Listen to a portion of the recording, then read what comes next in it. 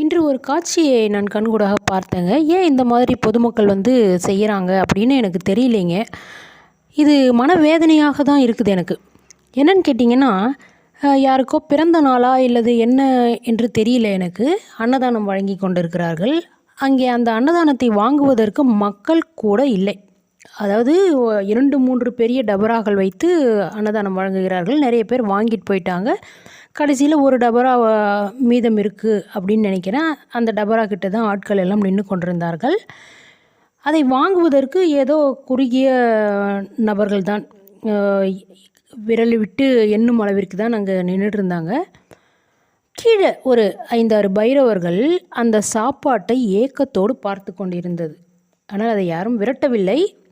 விரட்டினார்கள் என்று நான் சொல்ல மாட்டேன், விரட்டவில்லை. அவைகள் ஏக்கத்தோடு பார்த்து கொண்டிருந்தது. ஏங்க அதை ஏக்கத்தோடு பார்க்க வைத்து மனிதர்களுக்கு போடணும்?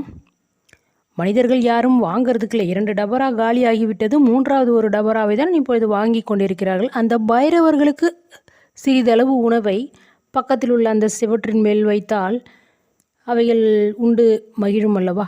மனிதர்கள் தான் மகிழணுமா? மனிதர்கள் மட்டும்தான் பசி எடுக்குமா? மனிதர்களுக்கு மட்டும்தான் அன்னதானமா? ஏன் இந்த பைரவர்களுக்கும் சிறிதளவு உணவு கொடுத்தால் அவைகளும் உங்களை வாழ்த்தி விட்டு செல்லும் அல்லவா? இது போன்று செய்யாதீர்கள். அந்த பைரவர்களுக்கும் சிறிது அன்னதானம் வழங்குங்கள். உங்களுடைய வாழ்க்கை சிறப்பாக இருக்கும் அப்படின்றது என்னோட கருத்துங்க. பார்க்கலாங்க அடுத்த வீடியோவில்.